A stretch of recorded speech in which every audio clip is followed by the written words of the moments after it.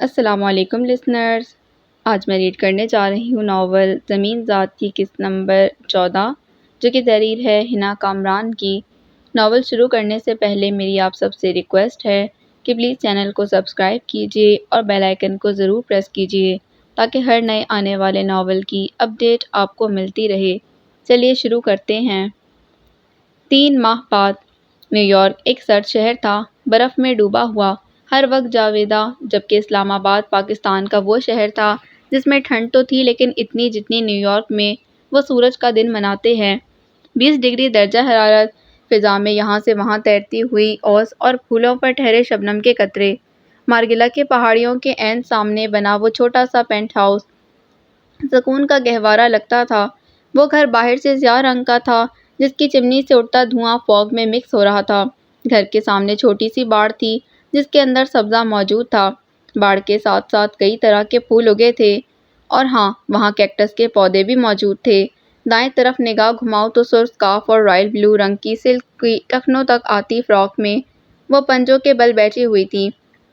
اس کے ہاتھ میں بیلچا تھا اور دوسری سائیڈ پر بالٹی رکھی ہوئی تھی، جبکہ اس کی گود میں بینگن، مشروم اور کریلے کے بیج تھے، جن میں سے ایک ایک کر کے نکالتی وہ مٹی سے لتھڑے ہوئے اسپرنگ بالوں والے لڑکے کو پکڑا رہی تھی۔ اس لڑکے نے سیاہ پینٹ پر سفید ہاتھ سے بنی ہوئی اون کی جرسی زیب تن کی ہوئی تھی، جو اب سفید کم گدلی زیادہ تھی۔ تم نے اس بیج کو صحیح نہیں لگایا، دوبارہ لگاؤ۔ یاد رہے ہم یہ سب اس لیے کر رہے ہیں تاکہ گرمیوں تک ہمیں تازہ اور اچھی سبزیاں مل سکیں۔ سن لو ایبک، کیا کہہ رہی ہوں میں؟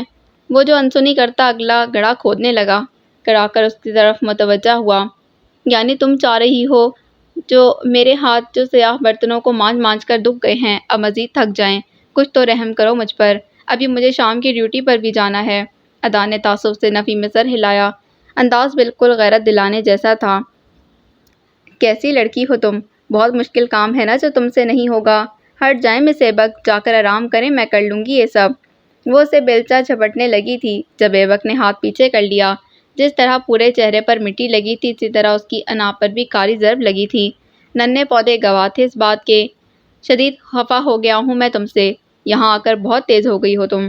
وہ غصے میں زمین میں سوراخ کرنے لگا تھا۔ ادا نے گیلی سیاہ دکھتی مٹی کے گڑھے میں بینگن کا بیج ڈالا اور ادا سے مسکرائی۔ بالکل ٹھیک کہا، ایسا ہی ہوا ہے میرے ساتھ۔ پاکستان کا پانی راس آ گیا ہے مجھے شاید۔ ایبک نے طنز بھری نظر اپنے سے 10 منٹ لیکن روب میں 10 سال بڑی بہن پر ڈالی۔ شاید نہیں، یقیناً کہو۔ پھر اس کی گردن خود بخود مین گیٹ کی جانب گھومی۔ ڈور بیل بج رہی تھی اور تواتر سے بج رہی تھی۔ لو آ گئی تمہاری سہیلی۔ دیکھو ادا، میں بتا رہا ہوں میں نے ہرگز اس کے لیے مشروم سیلیڈ نہیں بنانی۔ زبردستی کی مہمان بن گئی ہے یہ۔ وہ ہاتھ جھاڑتا کھڑا ہوا تھا۔ کھڑی تو ادا بھی ہوئی تھی۔ بہت بری بات ہے، تم کس طرح سے اس کے بارے میں ایسا کہہ سکتے ہو؟ اتنی اچھی اور سافٹ نیچر کی تو ہے، اور سلاد کا وہ نہیں کہتی، میں کہتی ہوں۔ وہ دونوں آگے پیچھے چلتے سیاہ دروازے کے سامنے آئے۔ پاکستان ان کے لیے محفوظ اور بہت سہولت والا ثابت ہوا تھا۔ یہاں ہر وقت کرائم کا دھڑکا نہیں ہوتا تھا، یہاں ٹیرر کا خطرہ نہیں ہوتا تھا۔ پاکستان کو تو یوں ہی مشہور کیا ہوا ہے سب نے۔ کوئی باہر جا کر دیکھے تو پتہ چلے پاکستان میں کتنا امن ہے، اور دوسرے ممالک میں کس طرح اپنے حصے کی محرومیاں پاکستان کے نام سپرد کر رہے ہیں۔ دور کے ڈھول سہانے والا کام ہے یہ، باہر تو۔ شرم کرو، کیا میں نہیں جانتا وہ کس طرح ضد کرتی ہے تم سے؟ اور یوں بھی تم اپنی عمر دیکھو اور اس کی دیکھو، 7 سال کی ہے وہ، اور اسے اپنی بیسٹ فرینڈ بنا بیٹھی ہو۔ وہ دونوں دروازے کے پاس آ کر رکے۔ ایبک نے لاک پر ہاتھ رکھا تھا۔ سیاہ رنگ اور گولڈن بالوں والی بلی ان کی دیوار پھلانگ کر پودوں کی جانب بڑھ رہی تھی۔ اے ہش، ہمت نہیں کرنا میرے پودوں کی طرف بڑھنے کی، ٹھہر جاؤ، تمہیں تو میں ابھی بتاتی ہوں۔ کلک کے ساتھ اس نے لاک کھولا۔ دروازے کی جھری کھلی۔ وہ محظوظ سا ادا کو بلی کے پیچھے بھاگتے دیکھ رہا تھا۔ یہ وہ بلی تھی جو آئے روز اس کے پودوں کو خراب کر دیتی تھی۔ ادا کو گارڈننگ کا شوق تھا۔ زندگی میں پہلی بار اس کا یہ شوق پورا ہو رہا تھا۔ وہ کیسے برداشت کر لیتی؟ پھر ایبک نے مسکراتے اسے نظریں ہٹائیں، کھلے گیٹ پر ڈالیں اور جم گیا۔ اس کی آنکھوں کے عین سامنے راہم کھڑا تھا، اجڑی ہوئی حالت، سرخ آنکھیں اور چہرے پر سنجیدگی لیے۔ ایبک نے سیکنڈ کے 1000ویں حصے میں گیٹ بند کیا اور لاک چڑھا دیا۔ اس کا دل شدت سے دھڑکنا شروع ہوا تھا۔ مڑ کر دیکھا، ادا کے ہاتھ میں بلی آ گئی تھی۔ وہ اسے جھڑکتے ہوئے دیوار کے ساتھ رکھے اسٹول پر چڑھی اور اس بلی کو ہمسایوں جن کی وہ بلی تھی کے گارڈن میں چھوڑنے کے بعد اس کی طرف گھومی۔ آنکھوں میں استحجاب تھا۔ دروازہ مسلسل پیٹا جا رہا تھا۔ ادا اسٹول سے نیچے اتر کر اس کی طرف قدم بڑھانے لگی۔ کب تک میرے کمرے میں سو گے؟ اب ہم پاکستان میں ہیں، نیو یارک سے بہت دور، اب ہمیں کوئی ڈر نہیں ہے۔ وہ گردن موڑے بیڈ کے ساتھ نیچے میٹرس پر ایبک سے مخاطب تھی۔ سیاہ گیٹ سے پشت لگائے کھڑا ایبک اس کے چھوٹے چھوٹے قدموں پر نگاہ جمائے ہوئے تھا۔ مجھے ڈر لگتا ہے، اگر کسی دن وہ میرے سامنے آ گئے تو میں کیا کروں گی؟ چلتے چلتے اس کے شوز کا اسٹرپ کھلا تھا۔ وہ نیچے جھک کر اسے حکمیں اڑانے لگی۔ بھورا کوٹ، شوز، بھورے موتیوں سے سجے اسٹرپ۔ ہم دونوں نے ساتھ چلنا سیکھا، ساتھ بولنا سیکھا، ساتھ بڑے ہونا سیکھا، لیکن ہم دونوں نے ایک دوسرے کے بغیر جینا نہیں سیکھا۔ یہ کام ہم کبھی نہیں کر سکتے۔ ہم دونوں ایک دوسرے کے بغیر کبھی نہیں جی سکتے۔ وہ سیدھی ہوئی۔ دروازہ تاہنوز پیٹا جا رہا تھا۔ ایبک کو اچانک زمین تنگ لگی، بہت تنگ، قبر جیسی۔ تمہیں پتہ ہے میری بہت خواہش ہے کہ میں وہ تنکوں والا بیگ خرید سکوں۔ مجھے امید ہے کسی دن میں وہ لے لوں گی۔ بس دعا کرتی ہوں اس دن تک سب ٹھیک رہے۔ وہ اس کے بے حد نزدیک آ گئی تھی، اتنی کہ ایبک نے نظریں جھکا دیں۔ وہ اس کی آنکھوں میں درد سوال کے جواب دینے سے قاصر تھا۔ وہ اسے کیا پتا تھا جس مصیبت سے نکلنے میں 3 ماہ لگے تھے، اس کا دور ایک بار پھر سے شروع ہونے والا تھا۔ کیا وہ بتا سکتا تھا اسے یہ سب؟ کون ہے؟ وہ ایبک سے دریافت کر رہی تھی، لیکن شاید سننے والے نے سن لیا تھا۔ دروازہ کھولو ادا، یہ میں ہوں، راہم۔ اس کی نظریں ایبک پر ہی ٹکی رہیں، جو مجرمانہ انداز میں اس کے سامنے استادہ تھا۔ تم لوگ کیوں ہم سے بھاگ رہے ہو؟ پلیز دروازہ کھول دو۔ شاید ایبک نے وہ میسج کھول لیا تھا، شاید اس نے ایسا کر کے سب تباہ کر دیا تھا، شاید اس نے کہا۔ ایبک نے نظریں اٹھائیں۔ ادا کے چہرے پر ڈر اور تفکر غالب آ گیا۔ خوبصورت 3 ماہ پانی میں یخلق تحلیل ہو گئے۔ ایبک، پلیز ایسا نہیں کرو، میرے حال پر رحم کرو۔ تم لوگ محبت مار دیتی ہے، محبت جان لیتی ہے، محبت برباد کرتی ہے، محبت تباہ کرتی ہے، محبت کہیں کا نہیں چھوڑتی، محبت کبھی نہیں چھپتی۔ راہم کی محبت بھی وہی کر رہی تھی، وہ برباد کرنے پر مصر تھی، اسے، ادا کو اور ساتھ ساتھ ایبک کو بھی۔ اس نے آخری جملہ جس کرب سے اور تڑپ سے ادا کیا تھا، اس سے اس کے جذبات کا اندازہ لگانا قطعی مشکل نہیں تھا۔ ادا نے فوراً سے نفی میں سر ہلایا۔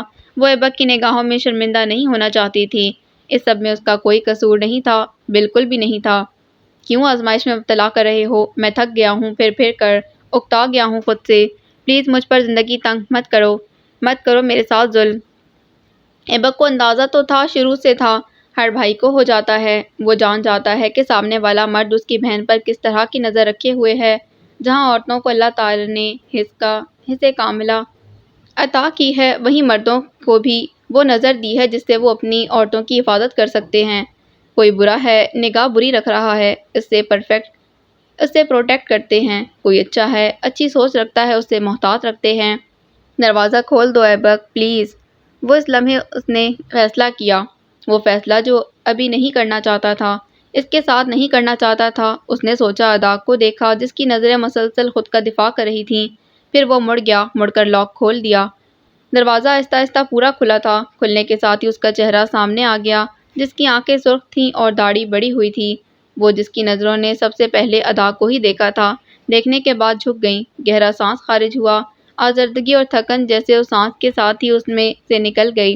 وہ چہرہ نیچے کر کے مسکرایا، پھر تھکن سے چور آنکھوں کے ساتھ ایبک کو تکنے لگا، جس کی کوہنی پکڑ کر اس کی اوٹ میں وہ دشمن جاں چھپ چکی تھی۔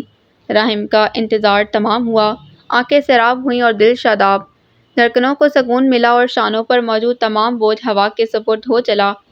روح کو قرار ملا اور آنکھوں کی تلاش تمام ہوئی۔ راہم کی کھوج ختم ہوئی۔ گھڑی کی سوئیاں دن کے 10:15 کا وقت بتا رہی تھیں۔ 10:15 پر وہ لوگ چھوٹے چھوٹے قدموں سے اندر آنے لگے۔ سب سے پہلے موتیوں والے اسٹرپس والے پاؤں تھے جو زینے پر چڑھ رہے تھے۔ اس کے پیچھے مٹی سے لتھڑے شوز اٹے تھے جو چوتھا زینہ چڑھ رہے تھے۔ پھر سفید فلیٹ تھے جو بالکل ڈسٹ لیس تھے۔ دوسرا زینہ سرخ لیڈیز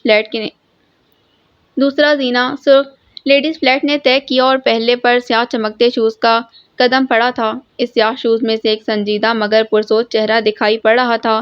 شوز پر سے نظر ہٹا کر ایک دم چہرے پر ڈالو تو وہ کوئی اور نہیں بلکہ سمر تھا، جو گارڈن میں باڑ کے قریب تازہ گیلے پیچز پر نظر ڈالے اندر بڑھ رہا تھا۔ جن میں ابھی ابھی بیج اگائے گئے تھے۔ ان پیجز کو دیکھ کر ان کے دماغ میں وہ گڑھے یاد آئے جن میں چند لڑکیاں دفنائی گئی تھیں۔ امرود کے درخت کے نیچے موجود وہ گڑھے اس طرح کے دکھتے تھے، بس فرق اتنا تھا کہ ان کا سائز چھوٹا تھا اور وہ بڑے ہوا کرتے تھے۔ وہ سب آگے پیچھے اندر آئے، آ کر لاؤنج میں بیٹھ گئے۔ ماں سوائے ادا کے وہ ایبک کی آنکھ کے اشارے کو سمجھتی ہوئی کچن میں چلی گئی۔ مقصد منظر سے ہٹنا تھا۔ تم لوگوں کو ہمارا کیسے پتہ چلا؟ بیٹھتے ہی اس نے سوال داغا۔ وہ الاف کو نہیں دیکھ رہا تھا، اسے دیکھنا ہی نہیں تھا تو کیوں دیکھتا پھر؟ یہ سوال غیر ضروری ہے، ضروری یہ ہے کہ تم وہاں سے کیوں گئے؟ ایبک نے جھٹ سے راہم کی بات درمیان میں قطع کی۔ آپ کو اس سے کیا؟ ہم جہاں جائیں، جہاں رہیں، آپ کو اس سب سے کیوں فرق پڑ رہا ہے؟ کچن وہاں سے دور تھا مگر وہاں کیمرہ ضرور لگا تھا۔ ادا نے سسٹم آن کیا اور ان سب کو دیکھنے سننے لگی۔ اس کی نظریں راہم پر نہیں تھیں، اس کی نظریں تو سمر پر تھیں جو مشکوک انداز میں وقفے وقفے سے اطراف کا جائزہ لے رہا تھا۔ گرینا کے قتل کی سزا سے وہ کیسے بچ گیا؟ کیا وہاں بھی ان لوگوں کا اثر و رسوخ کام آیا تھا یا گرینا کی سوتیلی ماں نے اسے ڈھونڈنے کی زحمت نہیں کی تھی؟ ہاں شاید ایسا ہی ہوا ہوگا۔ دولت کی لالچ نے انہیں اندھا کر دیا ہوگا، تبھی انہوں نے گرینا کو نہیں ڈھونڈا ہوگا، تبھی سمر یوں دھڑلے سے پھر رہا ہے۔ یہ دولت کیسے کیسے جرائم کراتی ہے، کیسی کیسی بے حسیاں جنم دلواتی ہیں۔ ایبک، انجان نہیں بنو۔ کیا تم دونوں نہیں جانتے کہ اس کے لیے میرے دل میں کیا مقام ہے؟ شادی کرنا چاہتا ہوں ادا سے۔ دنیا کی نظر میں وہ چھوٹا تھا، پڑھ رہا تھا، مگر خود کے لیے وہ اس قابل ضرور تھا کہ شادی کر سکے اور اہل بھی کے ادا کو سنبھال سکے۔ ادا نے اچانک آنکھیں میچیں۔ ایبک نے دانت پر دانت جمائے۔ یہ کسی طور ممکن نہیں ہے، راہم نے تڑپ کر سوال کیا۔ مگر کیوں؟ اس کا جواب آپ اپنے بھائی سے پوچھیں۔ وہ ایک دم دھاڑا تھا۔ سمر غفور سے پوچھیں کہ یہ سب کیوں ممکن نہیں ہے۔ سمر نے مٹھیاں بھینچیں۔ راہم اور الاف کی نظر خود بخود اس کی جانب اٹھ گئی۔ اور اگر یہ جواب نہیں دے سکا تو میں دوں گا، لیکن بس اب بہت ہو گیا، بہت چھپ لیا، بہت بھاگ لیا، اب مزید نہیں۔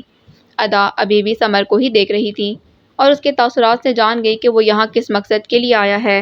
وہ کچھ گڑبڑ کرے گا، وہ ضرور کچھ نہ کچھ کرے گا۔ ادا کچن سے دوڑتی ہوئی آئی۔ اس کی نظر ہونک بنے راہم اور الاف پر تھی۔ تمہاری فیملی کو بھی تو پتہ ہونا چاہیے نا کہ تم کون ہو، کیا ہو۔ انہیں بھی تو تمہارے کرتوتوں کے بارے میں آگاہی رکھنی چاہیے کہ نہیں؟ وہ شدت سے دھاڑا تھا۔ ان کی زندگی اجیرن ہو گئی تھی۔ وہ مزید اپنی اور اپنی بہن کی زندگی کو دشوار نہیں بنانا چاہتا تھا، اس لیے آپے سے باہر ہو کر سمر پر یہ ظاہر کر رہا تھا کہ وہ اسے نہیں ڈرتا۔ غلط کیا، بہت غلط۔ ادا نے اس کی کوہنی تھام لی۔ اس سارے عرصے میں وہ پہلی بار بولی۔ چھوڑ دو ایبک، ہم انہیں نہیں جانتے۔ ایسے کیسے نہیں جانتے؟ راہم کھڑا ہوا تھا، ہو کر اس کے نزدیک آیا۔ بچپن سے ہم لوگ ایک دوسرے کے ساتھ ہیں، ہم بہن بھائی تم لوگوں سے آگاہ ہیں اور تم ہم سے۔ بچپن سے محبت کرتا ہوں تم سے، کس طرح ہماری شناخت سے منکر ہو سکتی ہو؟ ہمیشہ کی طرح اس بار بھی راہم نے اپنے بھائی پر لگے الزاموں سے نظر چرائی تھی، کان بند کیے تھے۔ دنیا چاہے جو بھی کہے، اسے اپنے بھائی پر یقین تھا، اندھا یقین، جو ٹھوکر لگا کر زخمی کرتا ہے، اتنا زخمی کہ انسان موت کے منہ میں چلا جاتا ہے، جیسے ابھی کچھ دیر بعد راہم جانے والا تھا۔ غلط بات نہیں کریں آپ، میں نے کبھی آپ کو ایسا تاثر نہیں دیا۔ اگر آپ زیادہ ہی اس بات پر فورس کریں گے تو پھر میری ایک شرط ہے، آپ الاف کا نکاح ابھی اور اسی وقت میرے بھائی سے کروائیں گے۔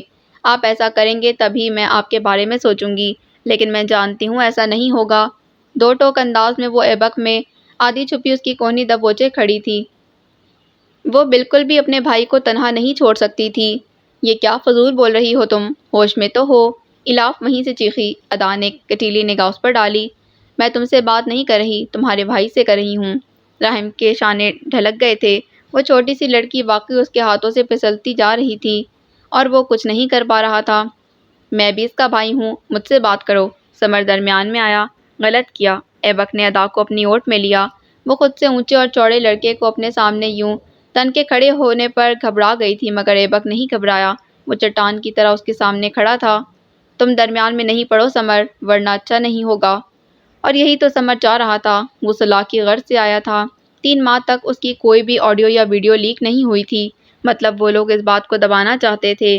اس نے ڈینس کو سمجھا دیا تھا کہ وہ شانت رہے، اس کا فیوچر سیکیور ہے، مگر جو ہی اسے الاف کے ذریعے ان لوگوں کا پتہ چلا، وہ یہاں چلا آیا، یہ دیکھنے کہ اب بھی وہ لوگ خاموش رہتے ہیں یا پھر اسے اور اس کی ذات کو شک میں ڈالتے ہیں۔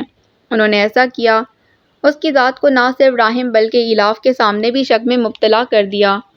وہ جان گیا تھا اب ایلاف ہر طرح کی کھوج لگا کر اصل بات تک پہنچ جائے گی۔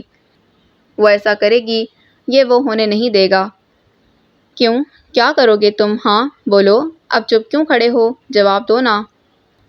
ماتھے پر تیوری ڈالے، اس نے جینس کی پاکٹ میں موجود پسٹل پر گرفت مضبوط کی۔ صبح کی اجلی روشنی میں اندر نفرتوں کے بادل چھا گئے تھے۔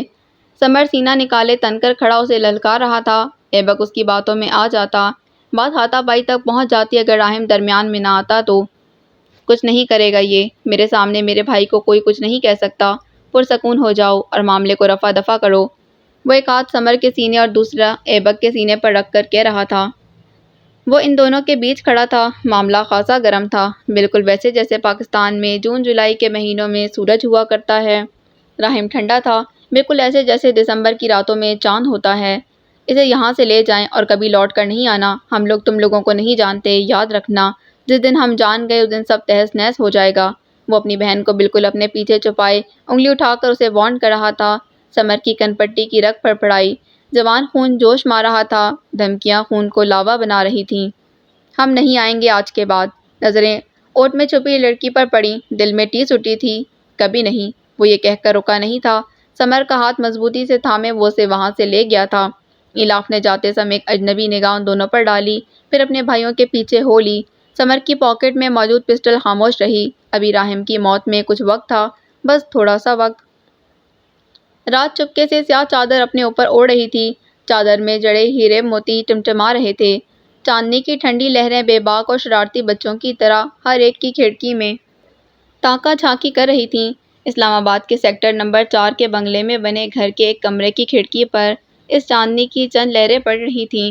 دودھ سی سفید، ریشم سی نرم چاندنی دیکھ رہی تھی کہ ایک لڑکی اپنے کمرے میں یہاں سے وہاں شش و پنج میں مبتلا ٹہل رہی ہے۔ اس نے سفید لائنز والا جینٹ سویٹر زیب تن کیا ہوا ہے، بہت کھلا پلازو اور بالوں کی 2 پونیاں بندھی ہیں۔ پونیاں سفید اور سیاہ سورج مکھی جیسی ہیں۔ وہ لڑکی پاؤں میں سافٹ شوز پہنے ہاتھوں کو رگڑتی ہوئی ادھر ادھر پھر رہی تھی۔ دفعتاً وہ بیڈ کے نزدیک آ کر رکی، اس کی سلک کی گلابی پرنٹڈ چادر پر نگاہ ڈالی، پھر کنارے پر ٹک گئی۔ تمہاری فیملی کو بھی تو پتہ ہونا چاہیے کہ تم کون ہو، کیا ہو۔ اس کے ماتھے پر دونوں ہاتھوں کی ہتھیلیاں اس نے ماتھے پر دونوں ہاتھوں کی ہتھیلیاں رکھ لی تھیں۔ کمرے کی کھڑکی میں موجود چاندنی دیکھ رہی تھی، اس کا سر جھکا ہے۔ انہیں بھی تو تمہارے کرتوتوں کے بارے میں آگاہی رکھنی چاہیے۔ اس نے جھکا سر اٹھا لیا، گہرا سانس خارج کیا، جس کی وجہ سے اطراف میں ٹھنڈ پھیل گئی تھی۔ نظر گھما کر پیلی روشنی والے اپنے لیپ ٹاپ کو تک رہی تھی۔ اف سمر، اگر مجھے کچھ غلط پتہ چل گیا نا تو نہیں معلوم میں کیا کروں گی۔ اف تم ایسے کیوں ہو؟ ماتھے پر ڈھیروں جال بچھائے منہ پھلائے اس نے لیپ ٹاپ کی اسکرین کو زور سے بند کیا۔ جو بھی تھا سمر اس کا بھائی تھا، وہ لڑکیوں والے معاملے کو ہی سوچ رہی تھی۔ اس سے زیادہ سوچنے کی اس میں سکت نہیں تھی اور نہ ہی ہمت۔ کہیں تم نے ادا کے ساتھ تو اس کے آگے وہ سوچنے کی پوزیشن میں نہیں رہی۔ جھنجھلاتے ہوئی اپنی جگہ سے اٹھی اور چھوٹے قدم چلتی کھڑکی کے قریب آ گئی۔ چاندنی نے بہت پیار سے اس کے چہرے پر جگہ بنائی تھی۔ راحت بہت تاریک اور خاموش تھی، گیلی اوس گالوں پر گر کر انہیں تراوٹ بخش رہی تھی۔ اس نے آنکھیں بند کر کے سکون سے بہت گہرا سانس اندر کو کھینچا اور پھر اسی طرح فرصت سے باہر بھی نکال دیا۔ بہت شادابی محسوس ہوئی تھی ایسا کر کے، مگر یہ شادابی یخلق تھی اور انچو ہو گئی جب اس نے نگاہ گھما کر لان کی سمت دیکھا۔ وہاں کوئی سنگی بینچ پر آگے کو جھکا بیٹھا تھا، اس طرح کہ اس کے دونوں ہاتھ مضبوطی سے بینچ کے کناروں پر جمے تھے اور پاؤں نے پنجوں کے بل سہارا لیا تھا۔ بھورے بوٹوں کی سفید لائنز دور سے ہی دیکھی جا سکتی تھیں۔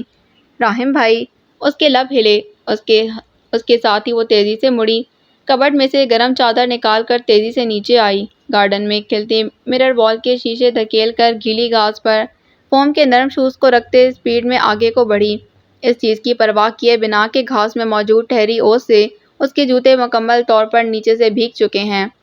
راہم بھائی، آپ یہاں کیا کر رہے ہیں؟ آپ تو اس وقت ڈیڈی کے ساتھ ہوتے ہیں نا اسٹڈی میں۔ اس نے دور سے ہی چادر کو جھاڑ کر کھولا، پھر اس کے قریب پہنچ کر بینچ پر بیٹھتے اس کے شانوں پر پھیلا دیا۔ وہ وہاں فقط ایک ہائی نیک میں موجود تھا جو انگلی سے مس ہونے پر بتا رہی تھی کہ وہ مکمل طور پر اوس کے سبب بھیگ چکی ہے، یعنی وہ یہاں کافی دیر سے تھا۔ گرم احساس کے سبب راحم نے آئی بالز کو جنبش دی، پھر ہلکا سا ایک شانہ اچکا دیا۔ آج موڈ نہیں تھا۔ بھاری بوجھل دکھ سے لبریز آواز۔ یکدم رنج نے آن گھیرا۔ آپ روئے ہیں؟ بالکل ایسا ہی ہے، آپ کی آنکھیں سرخ ہیں اور پلکیں گیلی۔ راحم کے گلے کی ہڈی اوپر نیچے ہوئی، اس نے نچلے لب پر زبان پھیر کر اسے دانتوں تلے دبا لیا۔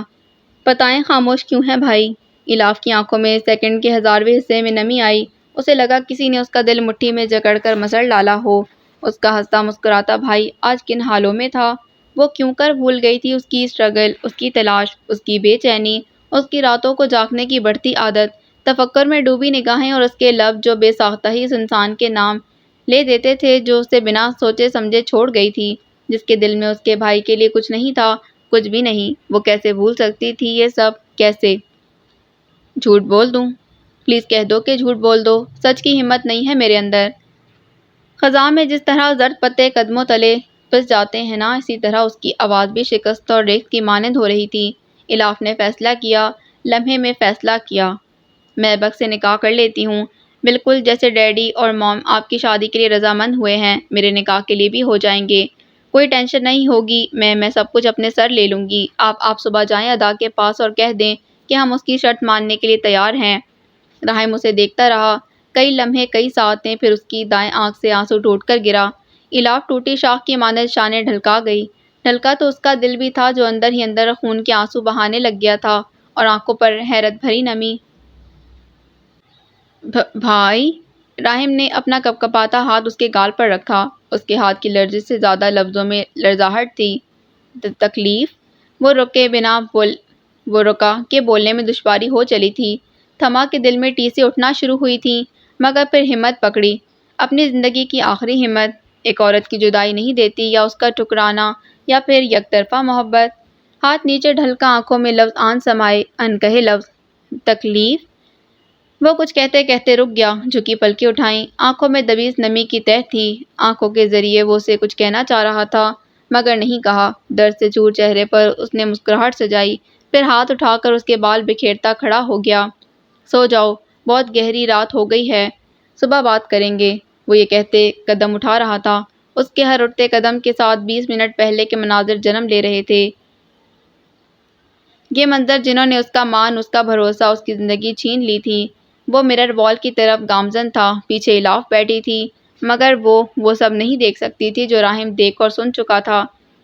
اس مرر میں نظر آنے لگا کہ راحم ایک کمرے کے آگے آ کر رکا ہے، اس طرح کہ کسی نے اس کے قدم زنجیر میں جکڑ لیے، یا پھر ایسے جیسے زمین کے ہاتھ نکل آئے ہوں اور وہ ان ہاتھوں سے راحم کے پاؤں کو دبوچے کھڑی ہے کہ نہیں، اب تم نے تاحیات یہاں سے ہلنا نہیں ہے، حرکت کرنا اب تم پر حرام ہے۔ ٹھہر جاؤ، رک جاؤ، ٹھہر جاؤ، رک جاؤ، جم جاؤ، اور وہ سب سنو جسے سننا لازم و ملزوم ہے۔ سنو، سب سن لو، سنو، سب سن لو، سن کر اعتبار گنوا لو، سانس تھما لو، دل دھڑکا لو، سن لو، سب سن لو۔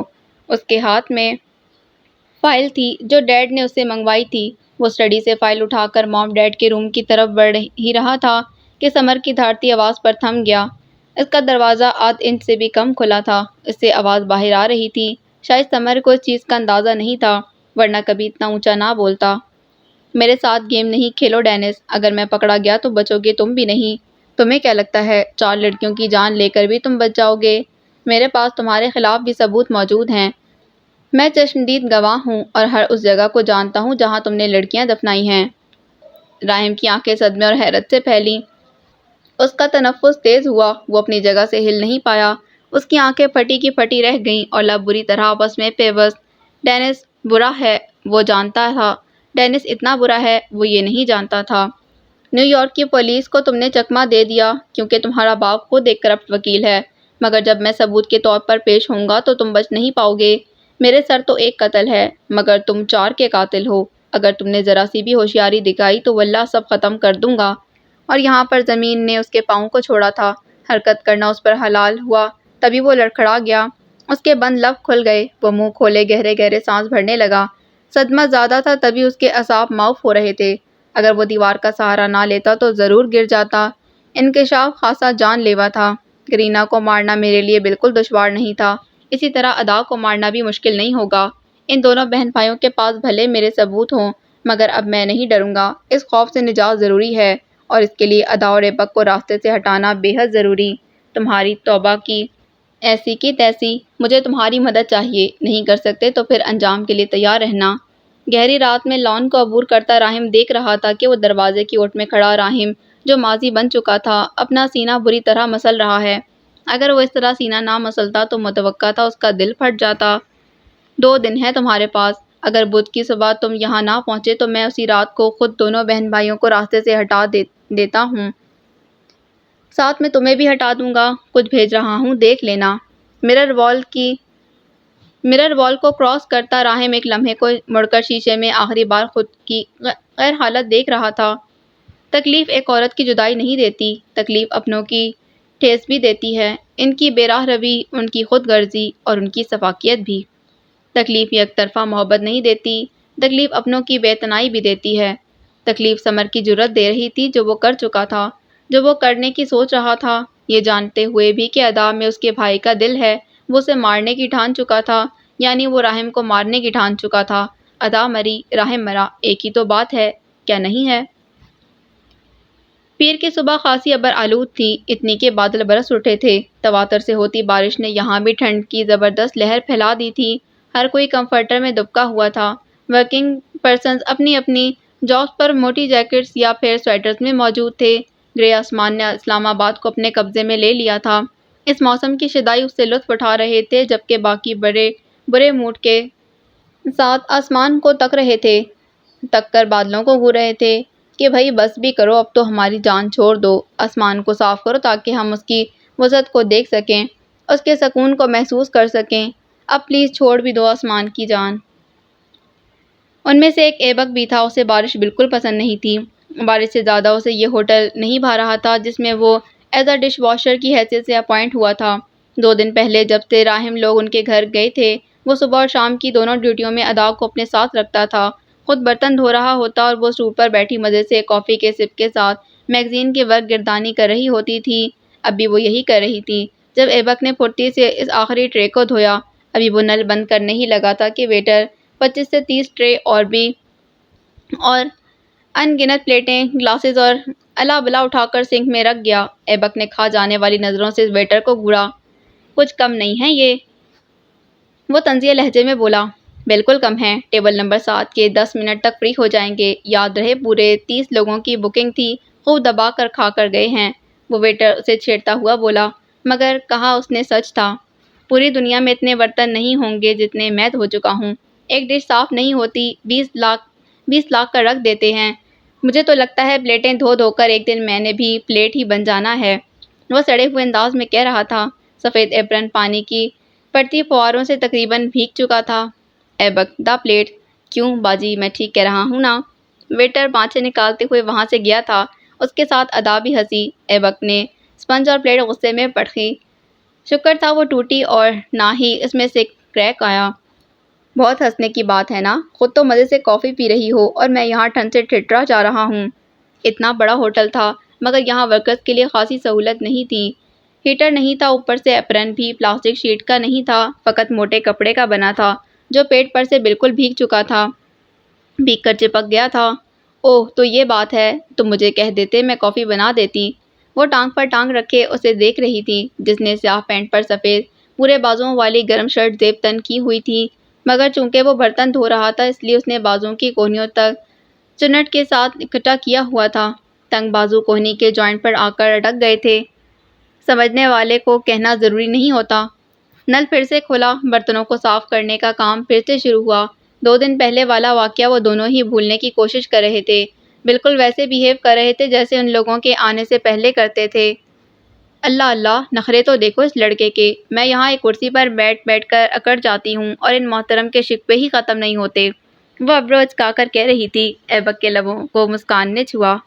1000 بار کہہ چکی ہوں، آدھا کام میں کروا دیتی ہوں، وہ بات بھی ناک پر نہیں ٹھہرتی، اور پھر شکوے بھی مجھ سے، بہت خوب۔ وہ مسکراتے ہوئے اسے ہی دیکھ رہا تھا۔ اس کی 17.5 سال کی بہن نہ جانے کیوں آج اسے بڑی بڑی لگ رہی تھی۔ شاید اس کی ایک وجہ راہم کی دلچسپی اور یہاں کے مینیجر کی باتیں تھیں جو اس نے ادا کو لے کر کہی تھیں، وہ یہ تھیں بیٹا، جیسا کہ آپ نے بتایا کہ آپ کے بابا نہیں ہیں اور ماما اس کنڈیشن میں نہیں کہ ہم ان سے بات کر سکیں، اس لیے میں آپ سے گزارش کرنے آیا ہوں۔ میرا بیٹا 27 سال کا ہے، وہ ایک مذہبی اسکالر ہے، اس کے نظریات دنیا کو دیکھنے کے انداز ہم سے یکسر مختلف ہیں۔ وہ اپنی زندگی میں ایک ماڈرن لڑکی افورڈ نہیں کر سکتا۔ اس نے کوشش کی تھی، میرے اور میری بیوی کے کہنے پر منگنی بھی کی، مگر نبھا نہیں سکا۔ جیسا کہ آج کل کے دور میں آفٹر انگیجمنٹ سب جائز ہوتا ہے، وہ اس ناجائز بات کو ہضم نہیں کر سکا تھا۔ ملاقات کرنا تو دور، وہ تو فون پر بھی بات کرنے پر راضی نہیں ہوتا تھا، جس کی وجہ سے لڑکی کے گھر والوں نے منگنی توڑ دی۔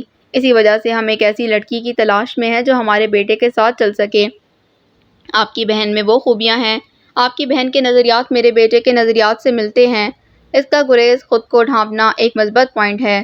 اس کی حیا کا کوئی جواب نہیں۔ وہ چھوٹی ہے، کوئی بات نہیں، ہم 3 سال انتظار کر لیں گے، تب تک آپ انویسٹیگیشن کروا لیجیے گا، اپنی تسلی کر لینا، کوئی زور زبردستی نہیں ہے، تسلی کے بعد ہی جواب دینا۔ وہ سوچ میں گم تھا جب ادا کی آواز نے اسے جھنجھوڑا۔ اب جواب کیوں نہیں دے رہے؟ غلط جو ہو، جواب کہاں سے آئے گا؟ لڑکیاں جلدی بڑی ہو جاتی ہیں، اس نے سنا تھا، مگر آج جب اس کی بہن ایک دم سے اسے بڑی لگنے لگی تھی، تب اس بات کا احساس ہوا کہ بڑوں کا کہا ہوا غلط نہیں ہوتا۔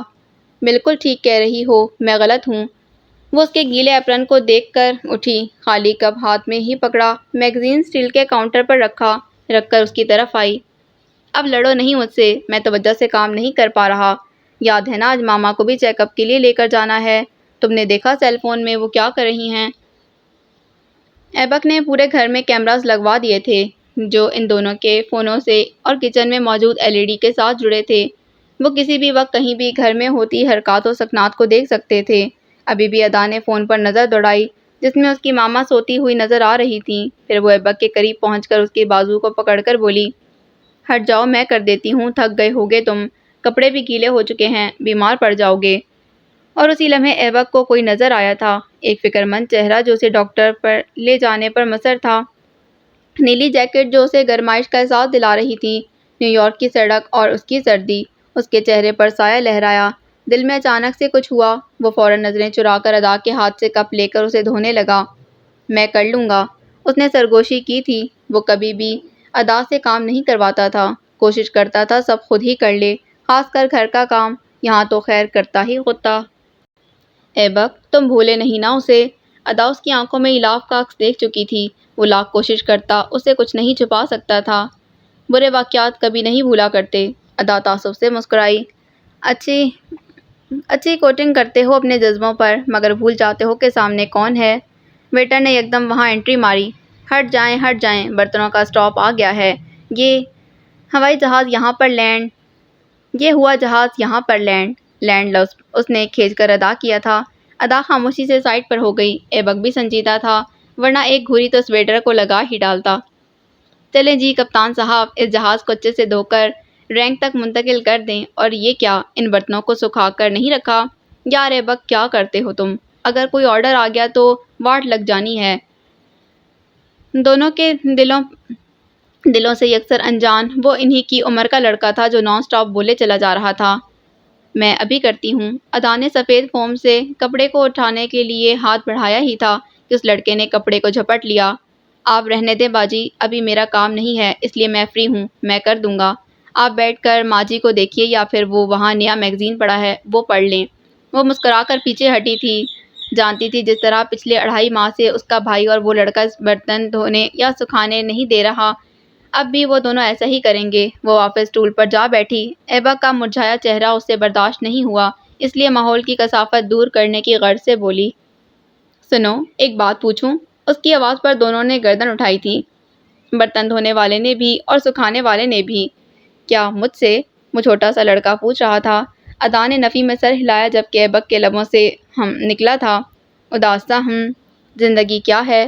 وہ لڑکا جو برتن سکھا رہا تھا اپنی پکار پر دوڑتا وہاں سے بھاگا، جاتے جاتے بولا، میں اس کا جواب آپ کو ضرور دینا چاہوں گا، میرا بھی جواب سننا پلیز۔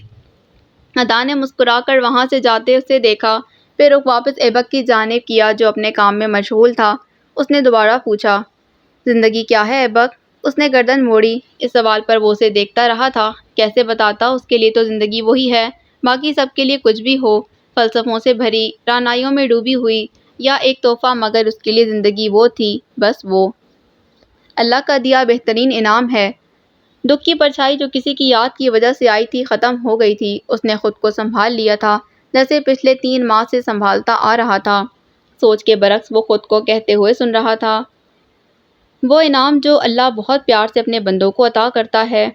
ادا اس کے جواب پر خوش ہوئی، یقیناً ایسا ہی ہے، مگر تم وہ کہہ سکتے تھے جو تمہارے دل میں ہے۔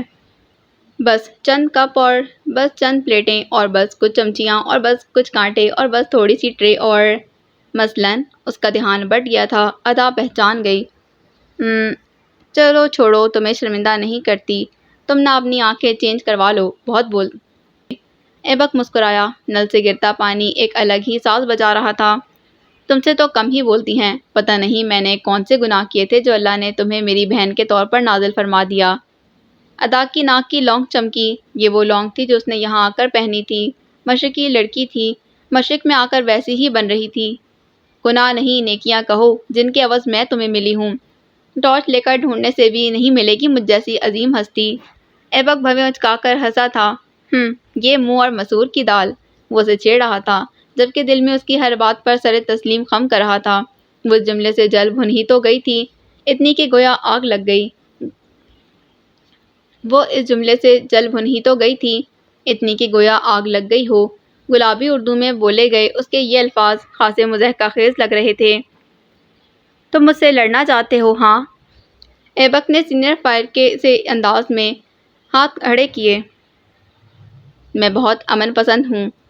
بھئی میں کیوں لڑوں گا؟ وہ تم ہو جو یہ کر رہی ہے۔ ادا نے آنکھیں چھوٹی کیں۔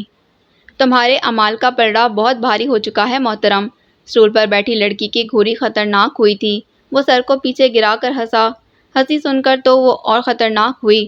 ادا کی حالت سے وہ ہنس اٹھا رہا تھا۔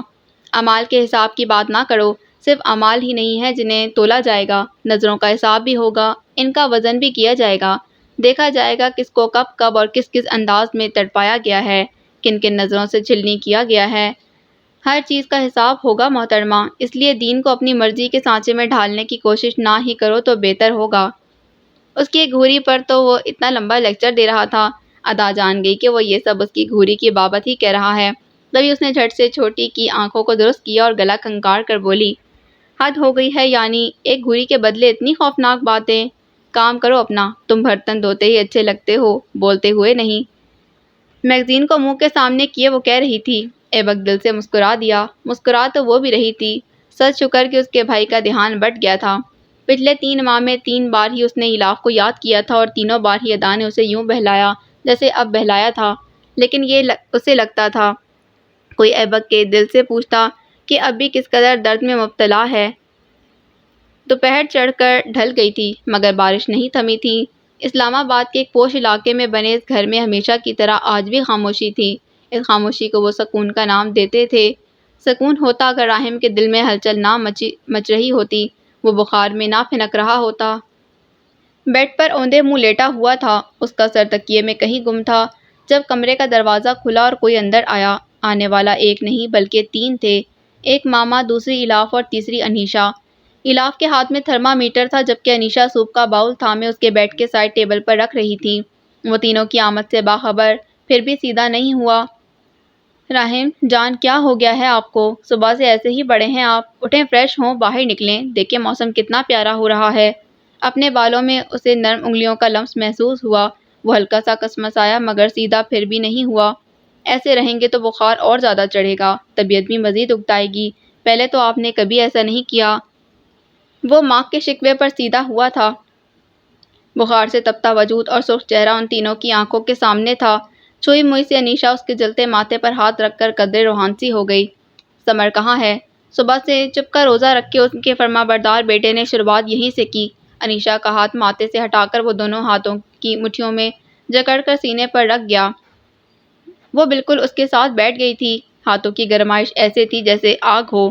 تمہارے ڈیڈی کے ساتھ کوٹ گیا ہوا ہے، تم بیمار تھے تو اسے ساتھ لے گئے۔ ماں کے جواب پر اس نے انیشا کو دیکھا جو رونی صورت بنائے اس کے قریب بیٹھی تھی۔ سوپ تم نے بنایا ہے؟ انیشا نے زور سے اس بات میں سر ہلایا۔ وہ سرخ چہرے کے ساتھ مسکرا دیا۔ مسکرا کر دوسرا ہاتھ بھی اپنے ہاتھ میں قید کر لیا۔ وہ ایسا اس لیے کر رہا تھا کیونکہ سوپ بنانے کی وجہ سے اس کے ہاتھ سرد ہو چکے تھے۔ وہ اس کے ہاتھوں میں گرماہٹ پہنچا رہا تھا تاکہ اس کی نازک بہن بیمار نہ ہو جائے۔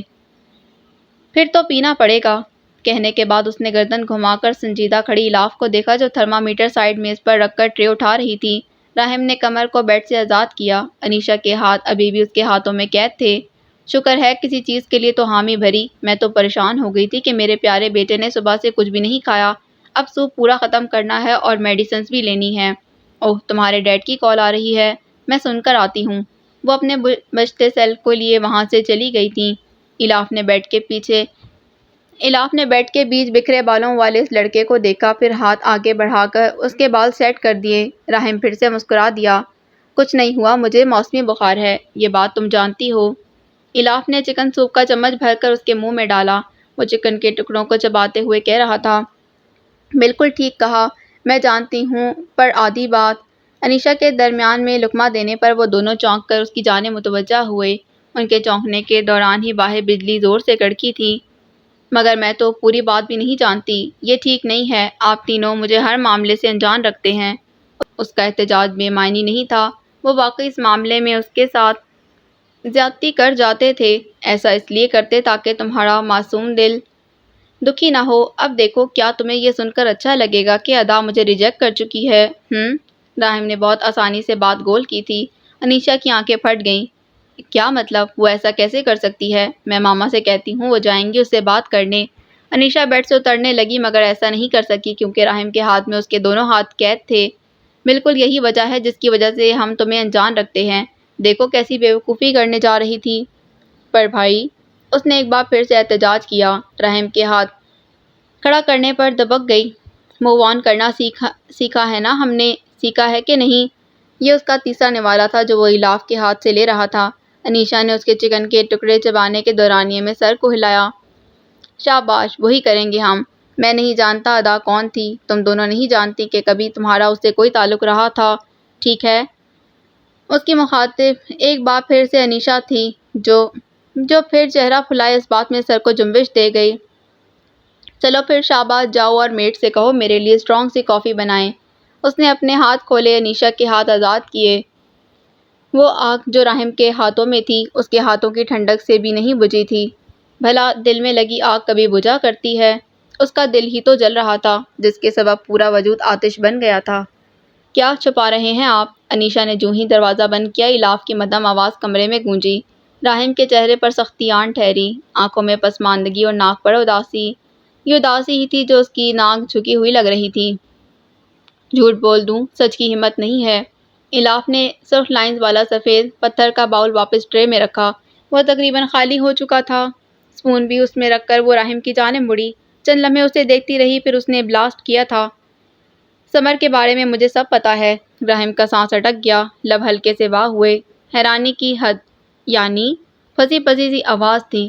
اس کا بھائی رسوا ہو رہا ہے، اسے نہیں ہونا چاہیے تھا۔ یعنی اس نے کئی لڑکیوں کے ساتھ تعلق رکھے ہیں، یعنی وہ ڈرگس بھی لیتا ہے۔ یہی بات ہے نا جو کل سے آپ کو پریشان کر رہی ہے؟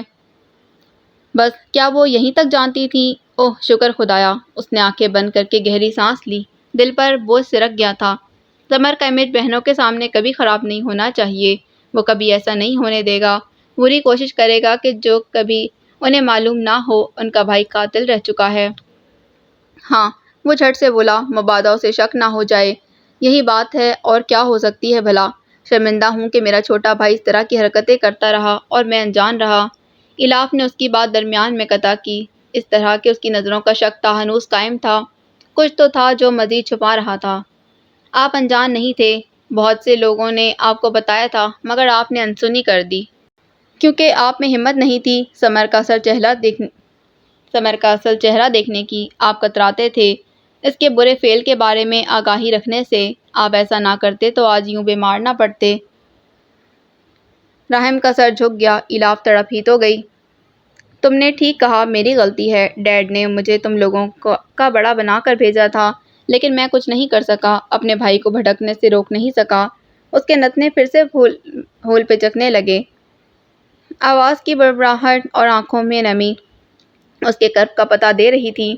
لیکن اب میں رکوں گا۔ لیکن اب میں روکوں گا، کروں گا بات اس سے، پورا یقین ہے میری بات کی لاج رکھے گا وہ۔ الاف نے اس کے ہاتھوں پر اپنے ہاتھ رکھے مانو جلتے توے کو چھو لیا ہو۔ بالکل ایسا ہی ہوگا، آپ پریشان نہیں ہوں، وہ آپ سے بہت محبت کرتا ہے۔ باہر بارش تاہنوز برس رہی تھی، لیکن کون جانتا تھا یہ راحم غفور کی زندگی کی آخری بارش ہے۔ تمہیں یقین ہے؟ الاف نے اس بات میں سر ہلایا۔ 100%۔ پیر کی شام بہت یاسیس بھری تھی، اتنی کہ مانو سب چرند پرند آج سوگ میں ہوں۔ ہر سو دبیز خاموشی کی چادر تنی ہوئی تھی۔ سکوت تھا کہ ٹوٹنے کا نام ہی نہیں لے رہا تھا، دل تھا کہ بند ہونے کو بے قرار تھا، سانس تھی کہ رکنے کو بے چین تھی، اور روح وہ تو قضا کی منتظر تھی۔ آج نہیں تو کل، یہاں نہیں تو وہاں اس نے قضا کر ہی جانا تھا۔ یہی زندگی کا اصول ہے، ہماری حقیقت ہے۔ اسی اداسی بھری شام میں جب وہ کچن میں مشرومز کا سالن بنا رہی تھی، ان کی ڈور بیل بجی۔ تفگیر چلاتے ادا کے ہاتھ پل بھر کو رکے۔ ایبک نے صوفے پر سے گردن موڑ کر داخلی دروازے کی جانب دیکھا۔ بیل ایک بار پھر سے ہوئی، اس کے بعد وقفے وقفے سے تواتر سے ہونے لگی۔ ایبک محتاط سا اپنی جگہ سے اٹھا، کچن میں اس کے پاس آیا جو اب اس کے دروازے تک پہنچ چکی تھی۔ میں دیکھتا ہوں، باہر نہیں نکلنا تم۔ ایبک کے مڑنے سے پہلے ہی ادا نے اس کی کوہنی تھام لی۔ میں تمہیں اکیلا نہیں چھوڑ سکتی، ساتھ چلوں گی۔ اس نے نرمی سے اس کا ہاتھ اپنی کوہنی سے ہٹایا۔ بارش آج تسلسل سے ہو رہی تھی۔ ضد نہیں کرو، آ رہا ہوں ابھی۔ کچن میں فقط ایک کھڑکی تھی جو کراس شیشوں سے بنی ہوئی تھی۔ ایبک نے باہر سے اس پر کراس کے انداز میں موٹی لکڑی کے پھٹے جوڑ دیے تھے اور اندر سے لاک کر دیا تھا۔ اب بھی وہ اس کھڑکی پر نگاہ ڈالے دروازے کو بند کرتا پلٹا تھا۔ پیچھے سے شرٹ کو درست کرتے وہ داخلی دروازے کے باہر آیا۔ سیاہ رنگ کا چھاتا سر پر تانے وہ مین روڈ کی طرف بڑھ رہا تھا، جس کے باہر لگی بیل بجے جا رہی تھی۔ ایبک نے کی ہول سے جھانکا، وہاں تنہا راحم کھڑا تھا، اسی کی طرح کی چھتری پکڑے، سر پر گرے ہوڈ ڈالے۔ ایبک کے غصے سے رگ پھڑک اٹھی۔ کیوں آئے ہیں یہاں پر؟ دروازہ کھولے بنا ہی وہ اونچی آواز میں سوال داغ گیا۔ راحم نے گیلے سیاہ گیٹ پر ہتھیلی رکھی۔ ضروری بات کرنی ہے سمر کے بارے میں، یقین کرو کسی اور نیت سے نہیں آیا ہوں۔ وہ کچھ دیر ششوپن میں کھڑا رہا، پھر سوچ کر دروازہ وا کر دیا۔ راحم اندر آیا۔ ایبک نے دروازے کو لاک کیا۔ دونوں آگے پیچھے چلتے داخلی دروازے کو عبور کرتے دکھ رہے تھے۔ چھتری وہ سٹینڈ میں ڈال چکے تھے۔ راحم نے سر پر سے ہوڈ کو اتارا، اپنے شانے پر سے پانی کے نادیدہ چھینٹے چھٹکے۔ وہ اسی صوفے پر بیٹھ گیا جس پر کچھ دن قبل بیٹھا تھا۔ مجھے سمر کے بارے میں سب پتہ چل گیا ہے، اس نے بیٹھتے ہی بات کا آغاز کیا۔ وہ صوفے کے کنارے پر ایسے ٹکا جیسے بس ابھی بھاگ کر جانے والا ہو۔ اس نے گرینا کا قتل کیا ہے، جان گیا ہوں۔ بہت شرمندہ ہوں کہ میرے بھائی کی وجہ سے تم دونوں کو زحمت ہوئی، پڑھائی چھوٹی، ملک چھوڑنا پڑا، مگر اب ایسا نہیں ہوگا۔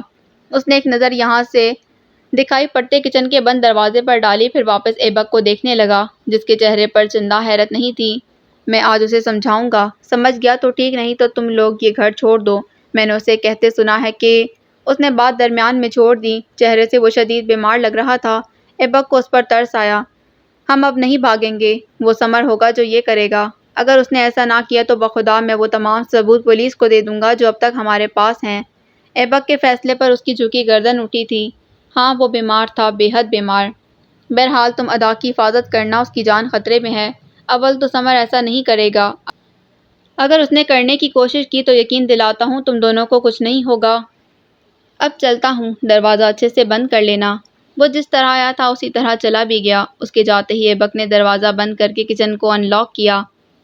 ادا کے ساتھ مشرومز کی خوشبو بھی باہر آئی تھی۔ سب ٹھیک تھا؟ ایبک نے شانے اچکا دیے۔ ہاں، وہ بس سمر کے ارادوں کے بارے میں آگاہ کرنے آیا تھا۔ تم فکر نہیں کرو، ہم محفوظ ہیں۔ اس سے زیادہ وہ خود کو تسلی دے رہا تھا۔ اس کے قدم ماما کے کمرے کی طرف تھے جہاں سے ہلچل کی آواز آ رہی تھی۔ ہمیشہ ان کا دروازہ کھلا رہتا تھا، مگر ڈور بیل کی آواز پر ایبک نے اسے لاک کر دیا تھا۔ وہ جو ہی اندر گیا کسی چیز نے اس پر حملہ کیا۔ اس نے ہڑبڑا کر لائٹ آن کی۔ وہ 7 بالوں کی بلی تھی، سیاہ رنگ کی، پیلی آنکھوں والی، موٹی، تازی، مگر چڑچڑی۔ اوئے، تم یہاں کہاں سے آ گئیں؟ اوہ اچھا، وہ ہے تمہارا راستہ۔ بلی کو ہاتھوں میں مضبوطی سے تھامے اس نے کھڑکی کو پورا کھولا، وہاں سے اسے نیچے چھوڑا اور سیدھا کھڑا ہو گیا۔ بارش ہو رہی تھی، اس کے ساتھ بجلی بھی چمک رہی تھی۔ بجلی کی چمک میں اس نے لان کی دیوار کے پاس ایک ہلکی سی شبیہ دیکھی۔ وہ کس کی تھی جان نہیں پایا۔ ہاں، مگر اس نے کھڑکی کو لاک کر کے اس پر پردے گرا دیے تھے۔ ان کی ماما مدہوش سی سو رہی تھیں وہ ان کے سر پر ہاتھ رکھ کر کمرے سے باہر آیا۔ جہاں وہ کمرے سے باہر گیا وہیں کوئی دور بنے گھر کے کمرے میں داخل ہوا۔ وہ اور کوئی نہیں راحم تھا جس کے شانے ڈھلکے ہوئے تھے، چہرے پر بیماری کی پرچھائی اور آنکھوں میں برہمی۔ سمر نے ریوالونگ چیئر پر جھولتے ہوئے کتاب آنکھوں پر سے ہٹا کر اسے دیکھا جو دروازے کے فریم میں کھڑا تھا۔ پھر وہ چند قدم آگے بڑھا، مڑا، دروازہ لاک کیا اور سیدھا ہو گیا۔ میں آپ کے پاس آیا تھا صبح مگر آپ سو رہے تھے۔ اب بھی گیا تھا ملنے تو آپ کمرے میں نہیں تھے۔ کیسی طبیعت ہے اب آپ کی؟ وہ 2 قدم مزید آگے آیا، لب ابھی بھی آپس میں پیوست تھے۔ کیا ہوا؟ کہیں گئے تھے آپ کیا؟ کتاب کو میز پر رکھ کر وہ کھڑا ہوا۔ اس کے کھڑے ہونے پر کرسی زور سے ہلی تھی اور پھر تواتر سے ہلنے لگی۔ ہاں، ایبک کو وارن کرنے گیا تھا کہ تم ان دونوں کو مارنے والے ہو۔ آگ کا گولا تھا جو سمر کے سر پر آن گرا، ماتھے پر بل ڈالے تھوڑی کو رگڑتے اس کے دل نے رفتار پکڑی۔ یہ کیسی بات کر رہے ہیں آپ؟ اسکن کلر کی جینز اور اسی رنگ کی ٹی شرٹ زیب تن کیے لمبے چوڑے سمر نے گھبراتے دریافت کیا۔ ایک پل کو تو وہ دنگ رہ گیا، بولنے میں خاصی انرجی استعمال ہوئی۔ وہی جو سچ ہے، تمہارے بارے میں سب معلوم ہو گیا ہے مجھے۔ وہ یکدم کھانسا۔ پیاس کی طلب بھی اچانک ہی ہوئی تھی کہ تم نے کسی کا قتل کیا اور تمہارے دوست نے بے شمار لڑکیوں کو۔ راحم کو استحمہ نہیں تھا لیکن معلوم نہیں کیوں ایسا لگ رہا تھا اگر وہ پانی نہیں پیے گا تو مزید نہیں بول پائے گا۔ بہتان ہے یہ مجھ پر۔ آپ کیسے ایبک کی بات پر یقین کر سکتے ہیں؟ میں آپ کا بھائی ہوں۔ آپ نے کہا تھا پوری دنیا بھی میرے بارے میں غلط کہے تو بھی آپ یقین نہیں کریں گے کیونکہ آپ کو مجھ پر ٹرسٹ ہے۔ میں کیوں گرینا کو قتل کروں گا؟ اس کے بولنے کے دوران ہی راحم سائیڈ میز پر رکھے پانی کے جگ کے قریب آیا۔ اس نے گلاس کو آدھا فل کیا لیکن پینے سے پہلے ہی مڑ کر اسے دیکھا۔ اس کا سانس پھول رہا تھا، بخار کا زور کافی زیادہ تھا۔ میں نے گرینا کا نام تو نہیں لیا، اور کیا میں نے ایبک کا بھی نام لیا؟ تم نے پہلے کی طرح اب بھی خود ہی سب بتا دیا سمر، تم ایسے تو نہ تھے۔ وہ پھنس گیا تھا، احتجاج ختم ہوا، حقیقت کا سانپ منہ کھولے اس کو نگلنے کو کھڑا تھا۔ آپ اب کیا چاہتے ہیں؟ اس کی آواز لڑکھڑائی، خوف پورے بدن میں سرایت کر گیا۔ اس خوف کے سبب ہی وہ فیصلہ کر چکا تھا، وہ فیصلہ جو نہیں کرنا چاہیے تھا۔ گناہ کی پہلی سیڑھی پر رکھا قدم آخری تک لے جاتا ہے، بس شروعات کی دیر ہے۔ آگے کے راستے شیطان خود بخود تجویز کرتا جاتا ہے اور بشر اس کے بہکاوے میں آ کر سب غلط کر دیتا ہے، انجام کی پرواہ کیے بغیر، رشتوں کا احساس کیے بغیر کہ شیطان کا کوئی رشتہ دار نہیں، پھر وہ کیوں چاہے گا کہ کسی کا کوئی رہے؟ یہی کہ تم جرم کو قبول کرو۔ میں صبح موم ڈیڈ کو سب بتا دوں گا، ان کا ری ایکشن تھوڑا سخت ہوگا مگر میں فکس کر لوں گا، بس تمہیں اعتراف کرنا ہے، مضبوط رہنا ہے، کورٹ میں تمہارے حق میں ہی فیصلہ ہوگا، زیادہ سزا بھی نہیں ملے گی تمہیں۔ میں چاہتا ہوں تم سیدھے راستے پر آ جاؤ، توبہ کر لو۔ ہاتھ میں پکڑا گلاس کانپ رہا تھا، اس کے ہاتھوں کی لرزش بتا رہی تھی کہ بخار کا حملہ اس پر زیادہ ہوا ہے۔ اور اگر میں ایسا نہ کرنا چاہوں تو؟ سمر کے دل پر راحم کے ارادوں نے مزید سل رکھی۔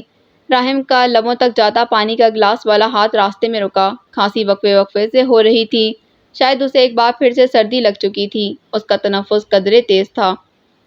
تم ایسا کرو گے کیونکہ تم مجبور ہو، بڑے بھائیوں والا روب اس نے جما کر غلط کیا۔ سمر نے وال کلاک پر نگاہ ڈالی، رات کے 2:15 بجے کا وقت تھا۔ پھر اس نے دوبارہ راحم کو دیکھا۔ اور اگر میں مجبور نہ ہوں تو؟ وہ چھوٹے چھوٹے قدم اٹھاتا اس کی طرف بڑھ رہا تھا۔ شیطان حاوی ہو گیا، گناہ بس ہوا ہی چاہتا تھا تو میں تمہیں کر دوں گا، میں تمہیں گناہوں میں نہیں چھوڑ سکتا سمر، کفارہ ادا کرنا ہوگا تمہیں۔ وہ راحم کو کراس کرتا سائڈ ٹیبل کے پاس آ کر تھما، جگ اٹھایا۔ آپ مجھے ایک موقع دے دیں، پولیس کو نہ بتائیں، کسی کو بھی نہ بتائیں، یقین دلاتا ہوں آگے سے کچھ ایسا نہیں کروں گا۔ اس نے راحم کے ہاتھ میں موجود گلاس کو اوپر تک بھر دیا۔ آخری کوشش، آخری التجا، میں کر دیتا ایسا، لیکن سمر سزا ضروری ہے، جب تک تمہیں اپنے گناہ کا احساس نہیں ہوگا، دل پشیمان نہیں ہوگا۔ میں نہیں چاہتا مستقبل میں بھی تم کبھی جانور بنو۔ صبح تم میرے ساتھ موم ڈیڈ کو سب بتاؤ گے۔ سمر کے چہرے کے تاثرات یکلخت سخت ہو گئے، وہ بدل گیا، بالکل ویسے جیسے گرینا کو مارنے کے وقت بدلا تھا۔ اب سامنے کھڑا راحم اس کا بھائی نہیں تھا جو اسے بے پناہ محبت کرتا تھا، اب جو سامنے کھڑا تھا وہ فقط ایک قاتل تھا جو صرف قتل کرنا جانتا ہے اور بس۔ پہلے پانی پی لیں آپ، پھر بات کرتے ہیں۔ اس کی پیٹھ راحم کی طرف تھی جو بیڈ پر پاؤں لٹکائے ٹک گیا تھا۔ وہ دراز میں سے شاپر نکال رہا تھا، یہ وہ سیاہ پلاسٹک بیگ تھا جو اس نے خصوصی طور پر ادا کے لیے نیو یارک میں خریدا تھا۔ اسے نہیں معلوم تھا اس پر راحم کا نام درج ہے۔ یعنی تم میری بات سمجھنے کے لیے تیار ہو؟ جانتا تھا میرا بھائی مجھے مایوس نہیں کرے گا۔ میں تمہارے ساتھ ہر وقت رہوں گا سمر، تمہاری بہت حفاظت کروں گا۔ اس نے ایک گھونٹ پانی کا بھرا، حلق میں جیسے ترواہٹ سی اتر آئی۔ سمر نے دراز بند کی، شاپر کی تہیں کھولی۔ تمہیں پتا ہے تمہاری ٹینشن کی وجہ سے کل سے مجھے بخار چڑھا ہے۔ آج تو گلے اور کمر میں بھی بہت درد تھا، آنکھیں بھی بھاری ہو رہی ہیں، لیکن اس کی وجہ سمجھ نہیں آ رہی۔ اس نے شاپر کو جھاڑا اور مڑا۔ میں بتاؤں ایسا کیوں ہے؟ آنکھوں میں جنون، دل پر قفل اور دماغ پر چڑھی سیاہ پٹی۔ سمن بکمن عمیٌ فہم لا یرجعون۔ اچھا تو میرا بھائی ڈاکٹر بھی بن گیا ہے؟ وہ ہنستے ہوئے دوسرا سپ لے رہا تھا۔ سمر نے قدم آگے بڑھائے، اس کے سر پر آ کر رکا۔ موت کا فرشتہ بھی بن چکا ہوں، یہ بات تو آپ جانتے ہیں، کیا نہیں جانتے؟ خود کو تھوڑا سا جھکائے وہ اس کی آنکھوں میں آنکھیں ڈالے کہہ رہا تھا۔ لمحہ لگا تھا راحم کے دل کو تھمنے میں، بات کو سمجھنے میں۔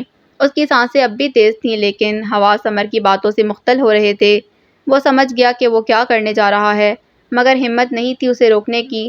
وہ اس سے چھوٹا تھا، پھر وہ اس کے ساتھ ایسا کیسے کر سکتا تھا؟ حابیل اور قابیل کا قصہ سنا ہے نا؟ ایک عورت کے پیچھے ایک بھائی دوسرے بھائی کو قتل کر دیتا ہے۔ سنا ہے نا وہ قصہ؟ راحم کے ہاتھ میں موجود گلاس لرزا، پلکوں میں بڑی مشکل سے جنبش کی۔ کر سکتے ہو میرے ساتھ ایسا؟ ماتھے پر بل اور آنکھوں میں نمی کی چڑھتی تہ لیے سوال کیا۔ ہاتھوں کی لرزاہٹ سے زیادہ آواز میں لہریں تھیں۔ آج تاریخ دوہرا دوں گا میں، کہتے ساتھ ہی اس نے سیاہ شاپر اس کے منہ پر جھٹکے سے چڑھا کر گرہ لگائی اور دونوں ہاتھ منہ پر سختی سے جما دیے۔ راحم کے ہاتھ میں گلاس پھسلا تھا، وہ ٹوٹا نہیں تھا، ہاں پانی ضرور چھلک کر قدموں میں جا گرا۔ میں اعتراف نہیں کروں گا راحم غفور، بلکہ ہر اس شخص کو راستے سے ہٹا دوں گا جو میرا سچ جانے گا۔ وہ سختی سے اس کے منہ پر ہاتھ جمائے ہوئے تھا۔ مزاحمت کرتے وہ دونوں بیڈ پر گر گئے۔ سمر نے اپنی ٹانگ راحم کے پیٹ پر رکھ کر اسے ہلنے سے روک دیا۔ وہ مسلسل بیڈ پر ہاتھ مار کر خود کو چھڑوانے کی صحیح کر رہا تھا۔